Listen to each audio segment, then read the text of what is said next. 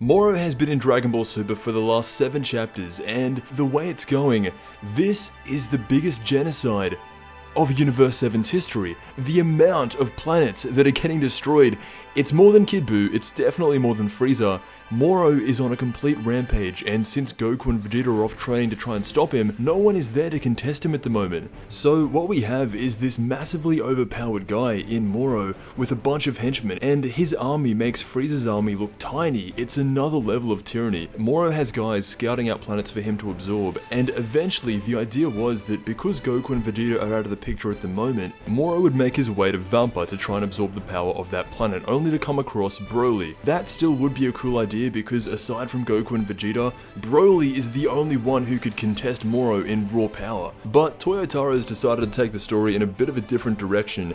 A very critical direction. This is a big move. Some of Moro's henchmen arrive here on Earth and they come across Piccolo. Now this is pretty cool. Piccolo's out here surprising these guys because they didn't think Earth had such strong guys, but Piccolo makes these guys look really weak, and it's really cool to see that, even if it's only a very small part of the story. Eventually, when Piccolo defeats these guys, Dende tells Piccolo that these are very bad guys and don't let them go. However, in a very similar way to what Raditz did when he first got to Earth, he sent word back to base that Earth might be worth checking out because there are some unusually powerful guys. And the next thing we see, it cuts to a shot of Moro flying through space, talking about going to Earth. And that's just great, but it really makes you think, where is Beerus? The whole Moro situation has already surpassed a universal threat. He is wiping out planets faster than anyone in history. Whis did look into his staff and he saw Moro. This was a few chapters ago. It zooms into Beerus' planet and Beerus is yawning. He's saying, "I'm so bored." He's just sitting there on a tree stump fishing. That's when Whis looks into his staff and he says, "Planet Namek is exhibiting a sharp decline in energy levels. It looks like it's about to die." This excites Beerus. He even says, "How good is Universe 7? I don't even have to lift a finger and some planet buster will just do my job for me." In a series all about training and getting stronger, Beerus is the one guy that just doesn't train and is still stronger than everyone. And I don't know how much longer that's gonna last. Even after seeing everyone erased, he's still being a very lazy god. Whis asks him, "Are you content to let this play out just to see what happens?" And Beerus says, "Yeah, Planet Namek doesn't have any food, so I'm not interested in it." It's interesting to look back on that chapter that only came out a few months ago, compared to now.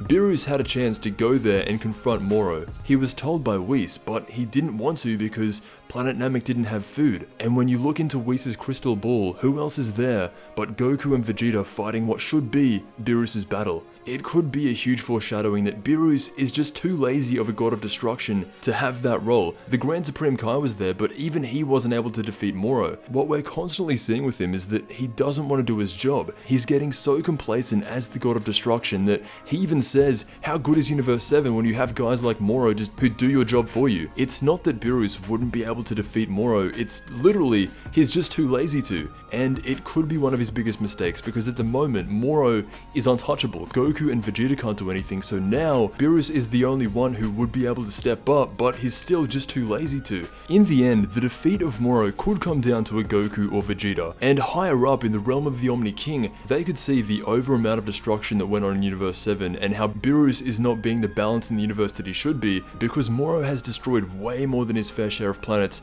That could all come back on Beerus. So the answer to why Beerus hasn't stepped in to stop Moro, it's because when Whis told him, Beerus didn't care. And I think that's a pretty big mistake. That is every little detail coming out of the latest chapter of Dragon Ball Super. Let me know what you think about Beerus not stepping in to stop Moro when easily he could have done it ages ago. I want to thank you so much for watching, and I'll see you in the next Dragon Ball video.